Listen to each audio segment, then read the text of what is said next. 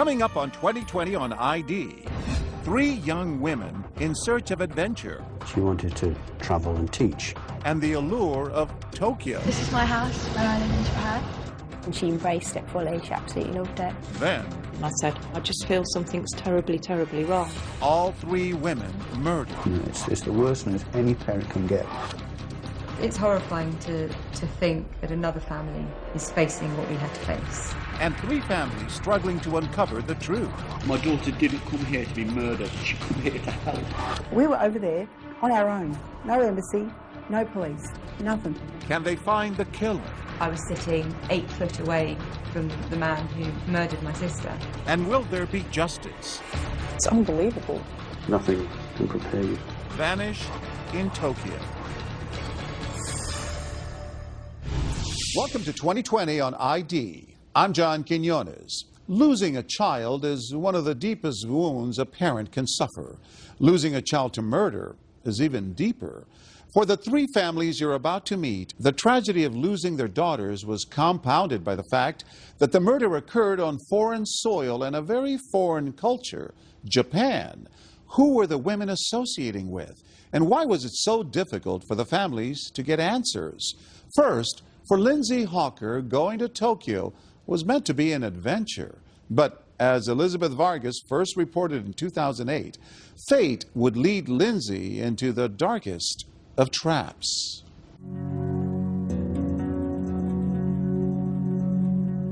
Although they live an ocean away in the English village of Warwickshire, the Hawker family may seem a lot like yours. We obviously love to spend time together. You realise what things in life are important, and your love for your family and each other is definitely the most important thing. Even when we got older, we still went on holidays together, the 5 of us. We were always a very close family. The Hawker family had 3 daughters. The first to go out on her own was 21-year-old Lindsay. She was a young woman, an intelligent woman. She was going out in the world of work, and we were very proud of her. Lindsay was off to teach English in Japan. She'd chosen to experience a country steeped in tradition and, as researched by the Hawkers, a place thought to be one of the safest in the world. Going abroad on her own, she needed to be as safe as she could, really. And I think Japan was a whole different culture for her, and I think it was fulfilling a need that Lindsay had. She wanted to travel and teach. Had any of you or any member of the family ever gone to Japan? No. I didn't really want her to go either. I was quite reluctant for her to go just because I didn't want her to leave me. We were that close that the thought of her going away for that amount of time, I was sort of quite apprehensive. Obviously, as parents, you always have concerns for your children. We wouldn't be human if we didn't. It's just hoping that they'll be safe and that they'll be able to manage their finances and that they, will be able to look after themselves, really. But the thousands of miles between them were trumped by modern technology, and Lindsay was constantly in touch. This is my house where I live in Japan. But she would either speak or text. She used to email me. We heard from her almost every day. And what they heard was that Lindsay was having a ball. She wouldn't stop going on about how lovely the people were, how respectful they were, just a completely different way of life, and she embraced it fully. She absolutely loved it. Quite an adventure for her. Yeah, I realised, she made the right decision for herself, definitely, and I'm glad she didn't listen to me. I wish she would have listened to you. The family's shared pleasure at Lindsay's Japanese experience came to an abrupt end on a Sunday when communication from Lindsay suddenly stopped. I emailed her and I didn't get a response, and so I texted her on her mobile phone and didn't get a response. As the day turned to evening with no word from Lindsay, the Hawker household became increasingly concerned. And I said, I just feel something's terribly, terribly wrong. I couldn't sleep. I was up nearly all night.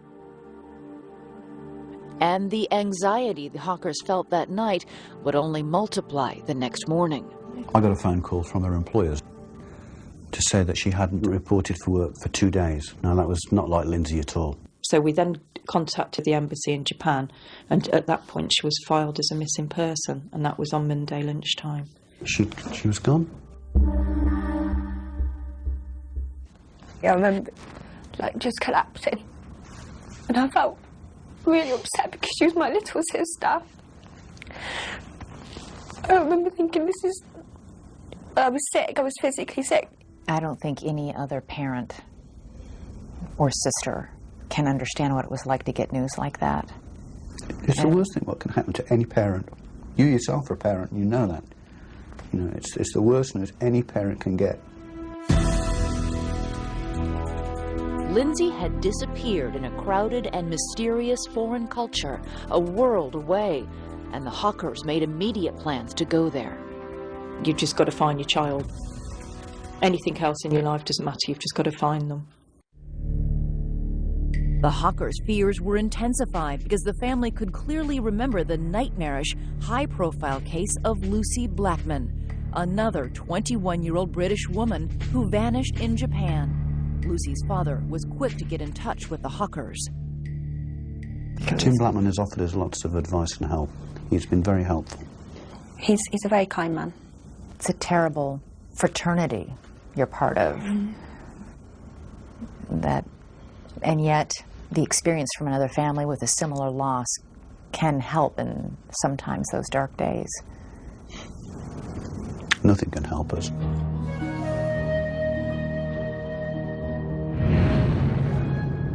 The Hawkers, like the Blackmans before them, faced a personal trauma unfolding in a culture they didn't understand and in a language they didn't speak.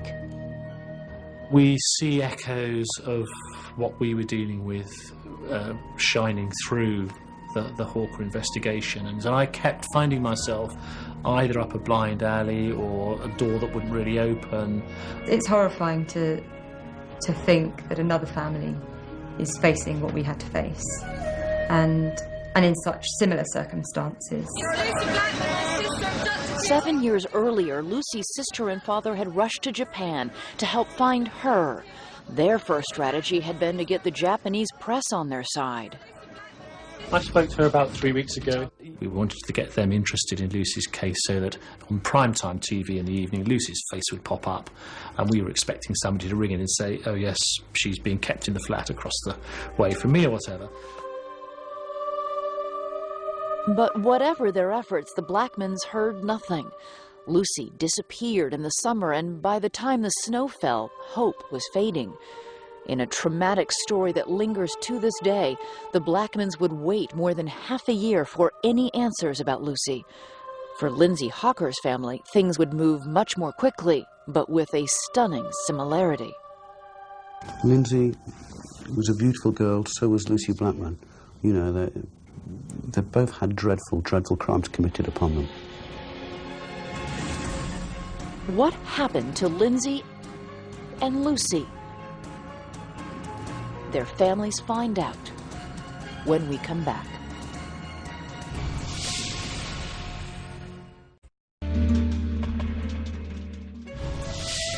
Lindsay Hawker had just turned 22 years old when she vanished in Tokyo while teaching English there. She loved teaching so much. She was kind, she was caring, she helped people, and I don't think of whom they could have been more proud than Bill and I have been of Lindsay. We just prayed, really. We just prayed that she'd be all right. Lindsay Hawker's disappearance created a chilling sense of déjà vu for another English family, that of Lucy Blackman.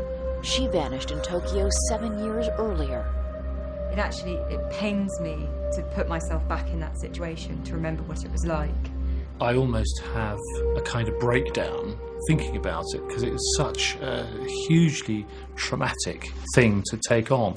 We were out looking to bring Lucy home and have her laughing and chattering in our sitting room again. Well, I spent quite a lot of time just thinking, you know, why didn't I understand how dangerous this trip could have been?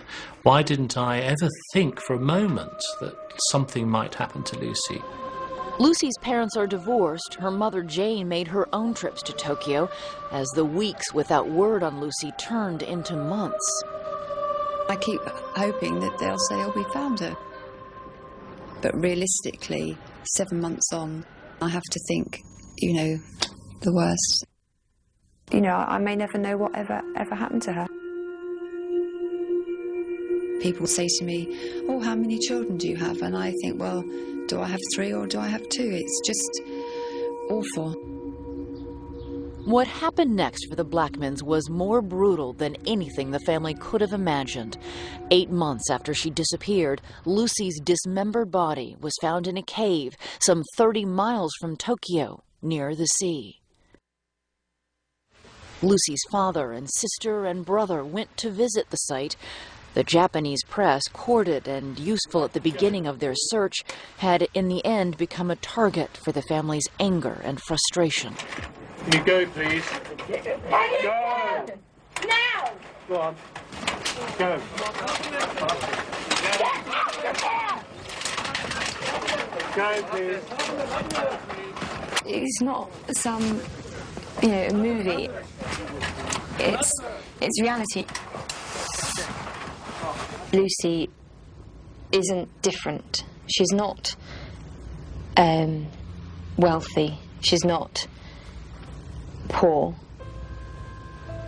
She's just an ordinary person from an ordinary family with a brother and a sister and a mum and a dad. And I think what's so important for everyone to do is just to occasionally stop and look at their family and their friends and think how lucky they are. For 8 months, Lucy's family had hoped for some miraculous outcome that would mean she was alive. For Lindsay Hawker's family, hope never even got a footing. Just the day after they heard she was missing, authorities came to the house to tell the Hawkers Lindsay's body had been found, in a way that could only mean she was brutally murdered. My world stopped when I found that she died, but then my world stopped twice when I found out she'd been murdered and that she'd suffered pain. Do you remember it the same way, Lisa? Yeah, it's just awful. Awful. I wouldn't wish it upon anybody. Those feelings and emotions I never want to experience ever again. Mr. Hawker? Mr. Hawker? Lindsay's father flew immediately to Japan. My daughter didn't come here to be murdered. She come here to help people. She come here to teach. He'd gone there to bring back his daughter's body. I asked him to go and bring her home. Just promised that he'd bring her home. I had to go and identify my daughter and formally identify her, which again was not good, you know. That must be... It was dreadful. Her face was just a complete mess, but I knew it was Lindsay. And she had no hair. Her hair had been shaven off. And she had very long hair. She had hair down to here. She had beautiful natural hair. How did my daughter die? Immediately they didn't give us the answers because the chief officer didn't know them himself. Those are hard questions to ask because you're asking about the final moments of your child's life. And in this case, you know that they were awful. They were awful. We found out since that they were perhaps even more awful than I first imagined. I have to look back and look at 22 years of a beautiful daughter. I try to blank out probably the last 12 hours of her life. I try to look at everything she did for people. Lindsay had everything. She had friends, she had a great education, she was beautiful, she was inner beauty, and she just met evil that day. She just met the most evil thing in the world. Japanese authorities now say they have a very good idea who killed Lindsay Hawker and Lucy Blackman. As 2 separate cases unraveled in Tokyo, the men targeted by police shared at least one thing in common: backgrounds of wealth and power. Stay with us.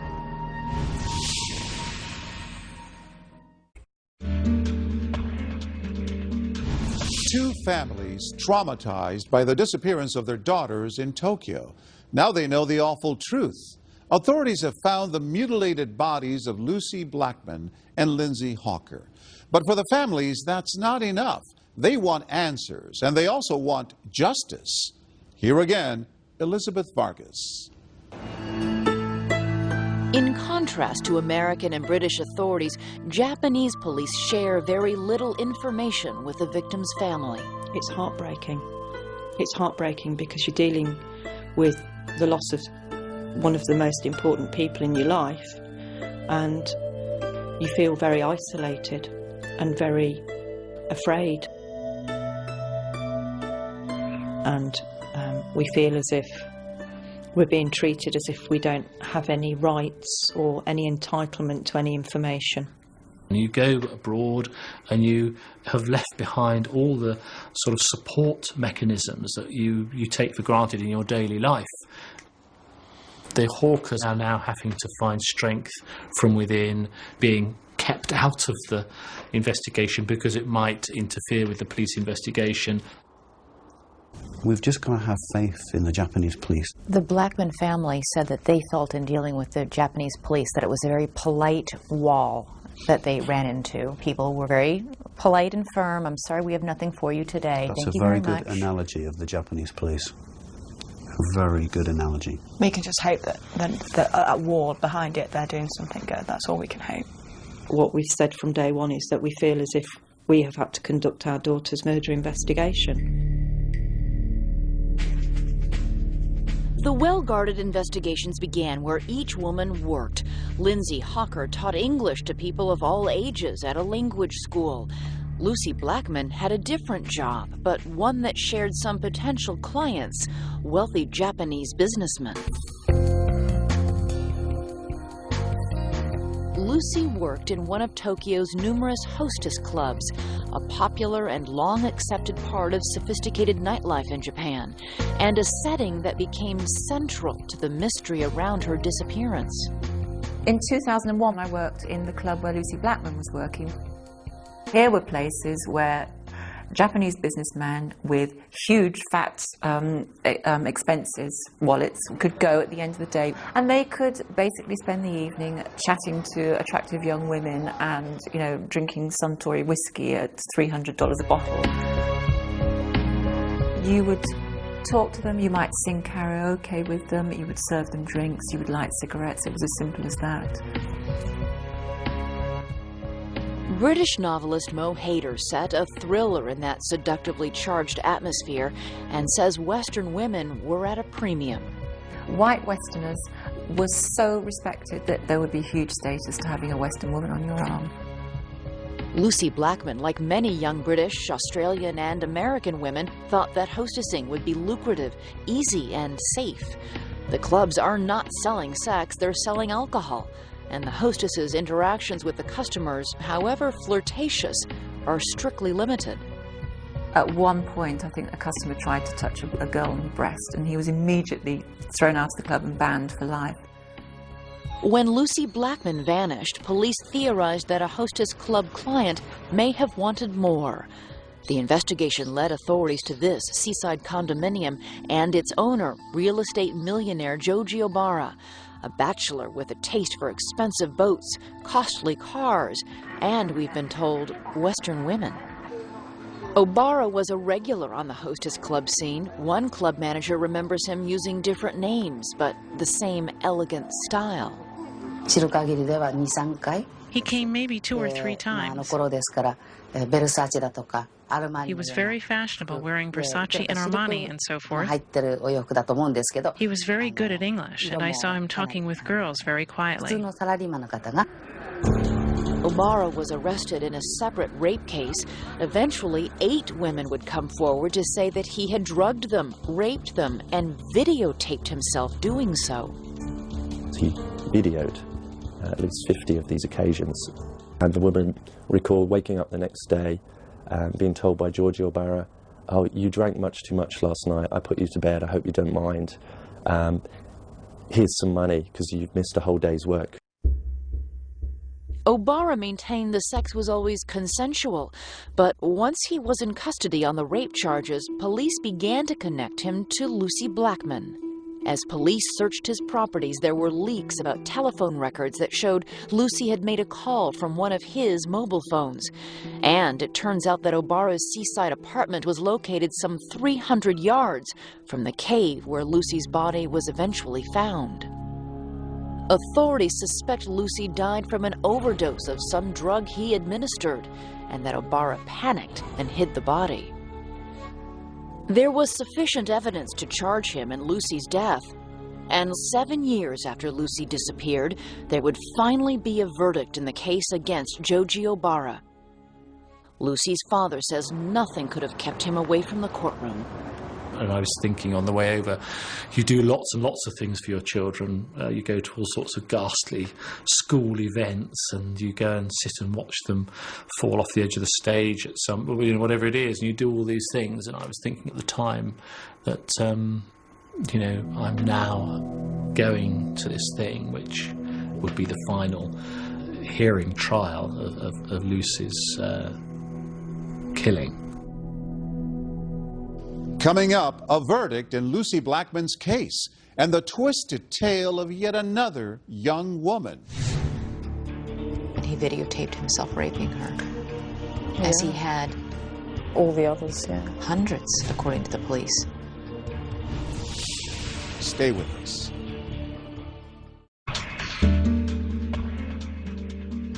Two young women, perfect strangers, have vanished in Tokyo. Lindsay Hawker was teaching English. Lucy Blackman worked in a social club that catered to wealthy men. But if only they had known about a third young woman who traveled that same road before them. Once again, Elizabeth Vargas. Like parents everywhere, the Ridgeways in Claremont, Australia hoped their children's dreams would come true. Of their two daughters, Samantha and Carita, it was the younger Carita who showed specific ambitions early in life. She loved drama and play acting. The two girls would often tip up a couple of chairs and put a blanket over it and do a play, and we had to watch them. And Carita was a really lovely girl, and I just thought that she would do really well in life.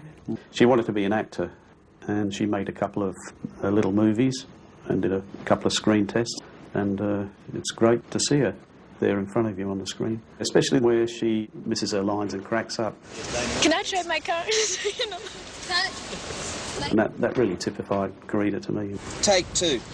In one take, Carita took the role played by Janet Leigh in Hitchcock classic Psycho. Mood for trouble. What? What? I'm going to treat you so fair and square that you won't have one human reason to give me. Can I trade my car and take another? Can I trade my car and take another? In a cruel irony, Carita was fated for an early death as shocking as any in a movie thriller.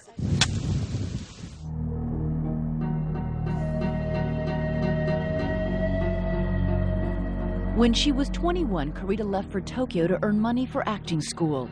Her sister Samantha was already teaching English there, and Carita wanted to do the same. I said, just come stay with me and, we'll get you a job.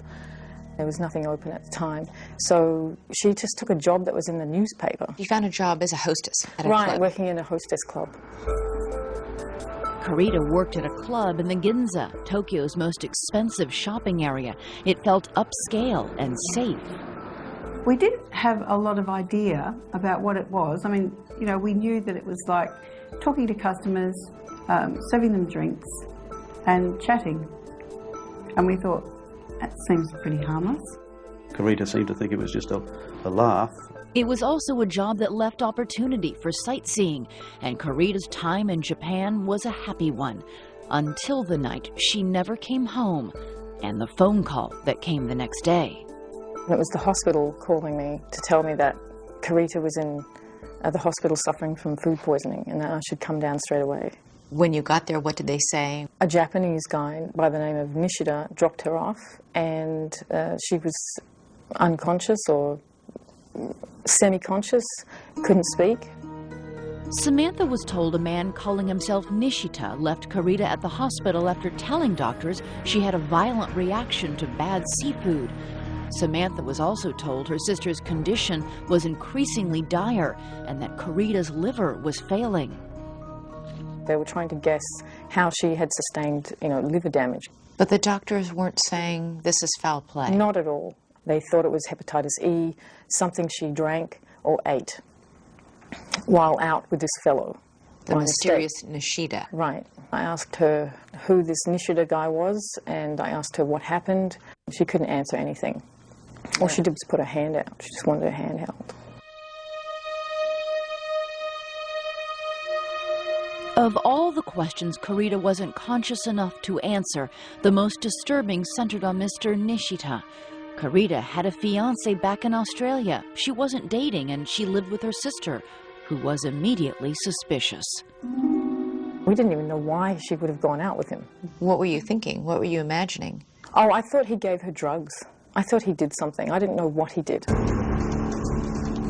When Carita's parents arrived in Japan, the family's requests for an investigation into the mysterious Mr. Nishita were, they say, ignored by both the Australian embassy and the Tokyo police. We were over there on our own. No embassy, no police, nothing. We were relying on the authorities to do whatever authorities do, and they weren't doing any of it.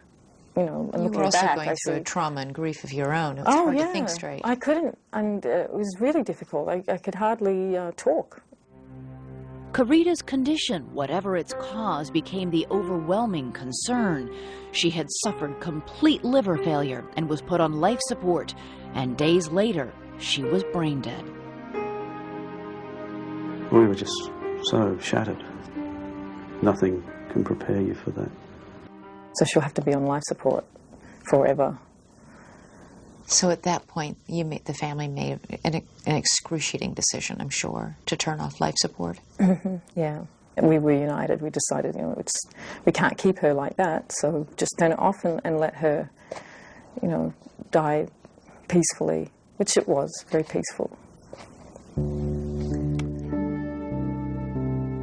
Carita Ridgway was cremated on the day before her 22nd birthday, and her ashes were brought back to Australia.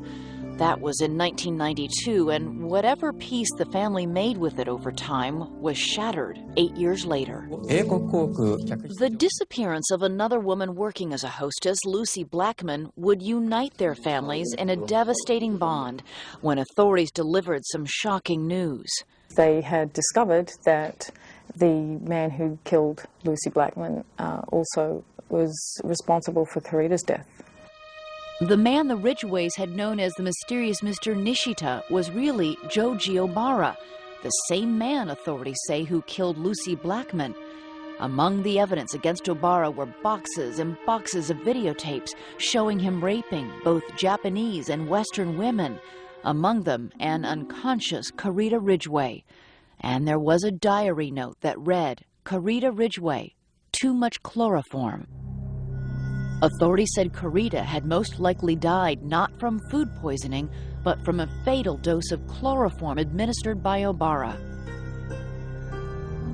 When I heard about it, I was just sickened again, physically sick. Oh, I was so angry. I was so angry. I'm still so angry. Do you think that perhaps if the doctors in Tokyo had known when your sister came in the terrible state that she was in, that she was suffering from chloroform overdose, they might have been able to have saved her life? Yes, I think so. There are antidotes to chloroform poisoning. You have to do it quickly, though. Otherwise, a person dies from liver and kidney failure, which is what happened to her.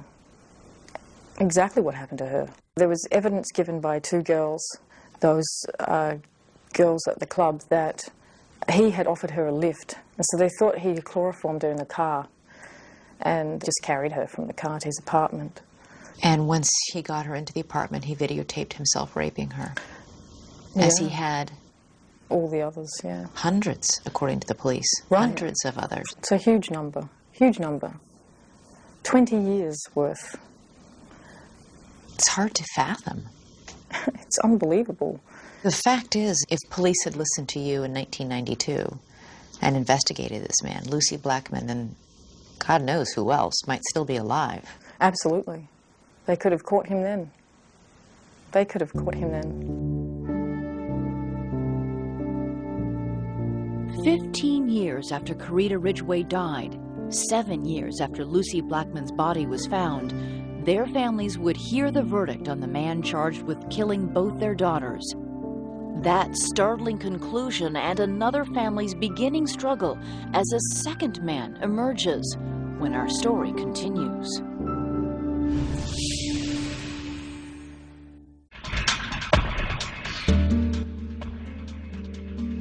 Three young women moved to Tokyo for work and adventure, and all three were murdered. But after years of waiting, the families of two of the women are hoping for justice. Here's Elizabeth Vargas with the conclusion of our story. The trial of Japanese real estate millionaire Joji Obara lasted for almost 7 years, a length not unusual for complex cases in Japan. He'd been charged with 8 rapes and the deaths of 2 young Western women. Lucy Blackman's dismembered body was found in a cave near Obara's home.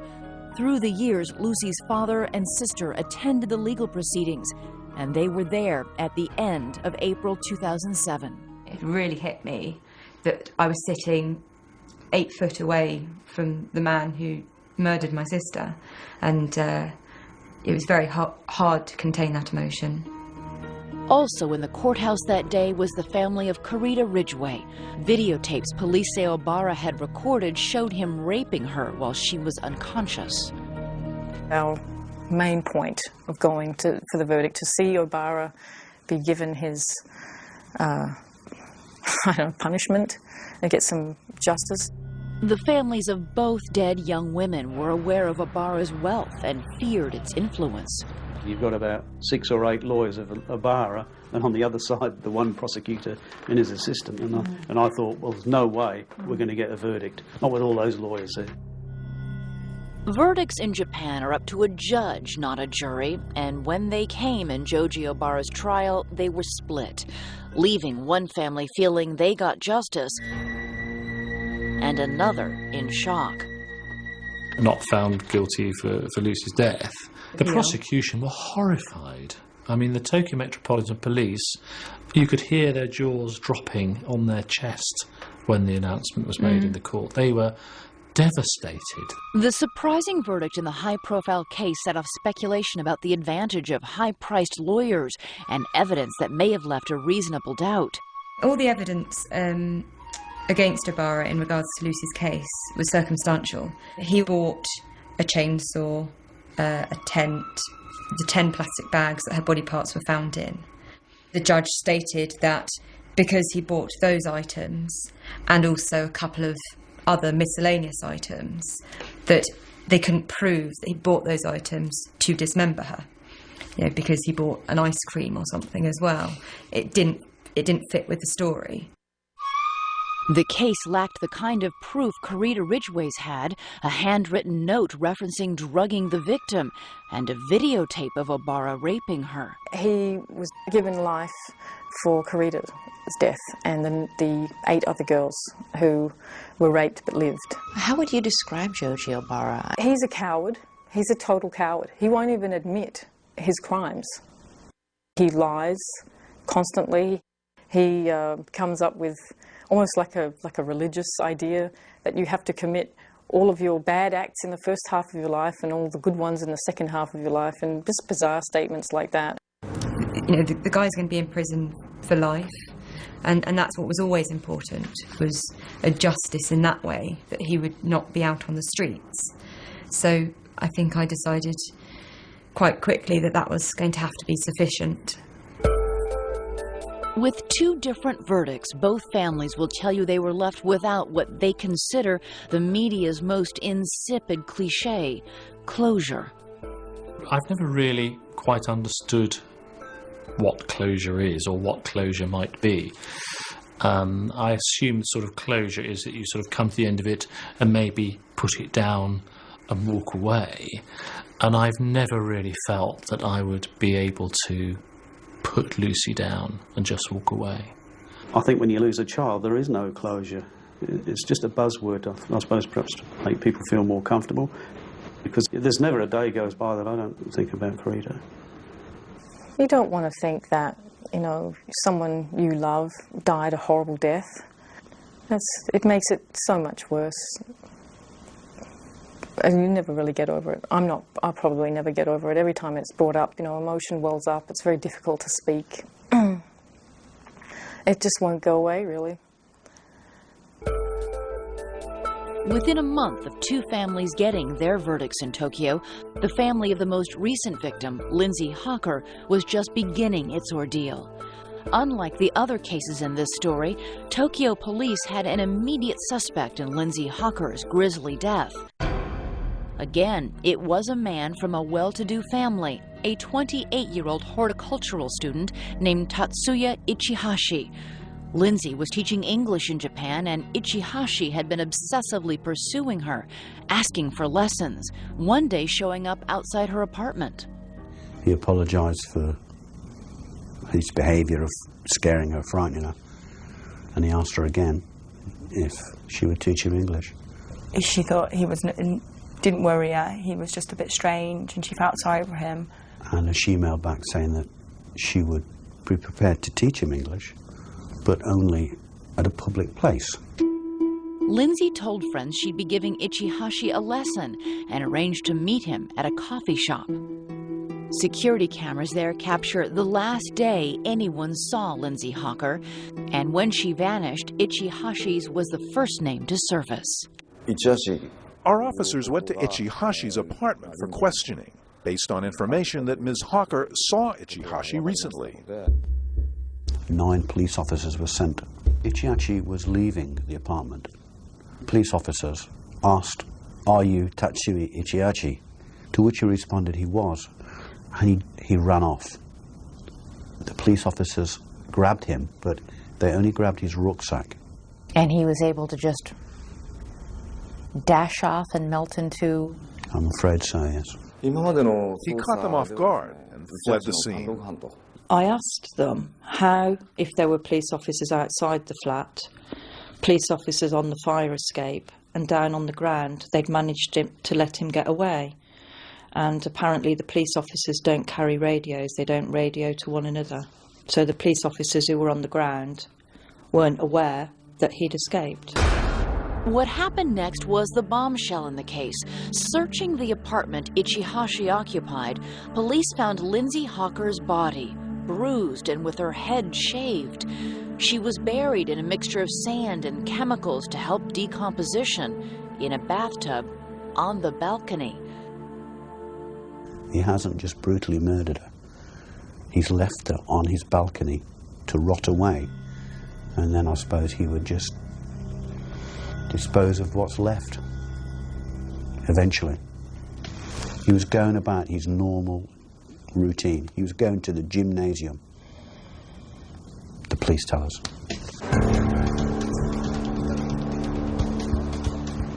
Ichihashi escaped into the vastness of Tokyo. Police think he may be working under a false ID, living as a street person, or in disguise. And they told us finding him is a top priority.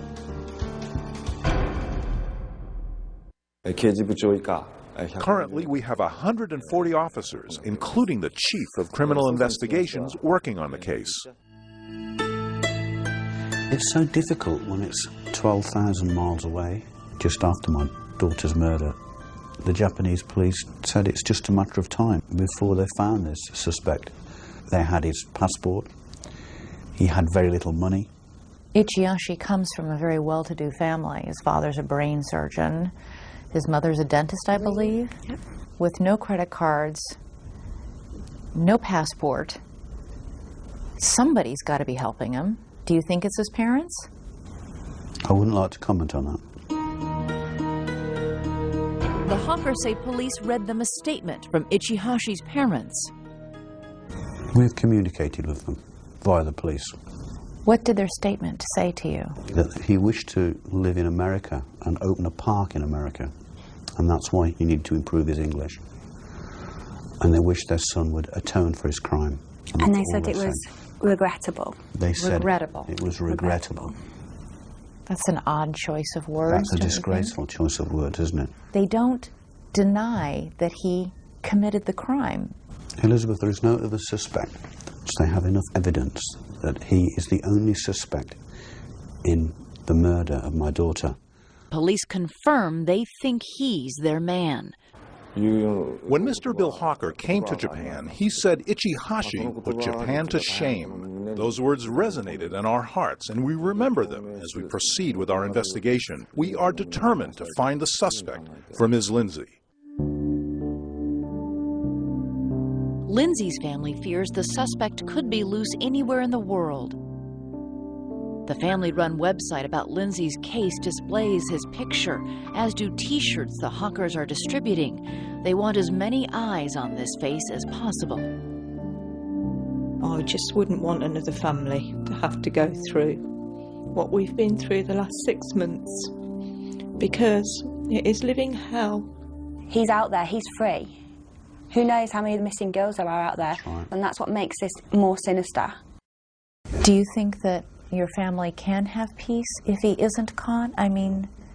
We'll never have peace, but we'll have a little bit more peace.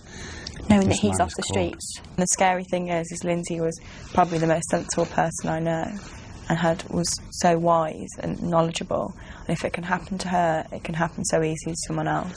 We wouldn't wish this on anyone. The pain that we feel every single day, waking up and having to tell yourself your sister's been murdered, I wouldn't want that on anyone. We want to make sure that somebody pays for this crime. But our world will never be the same again. I had 3 beautiful daughters. Now I've just got 2.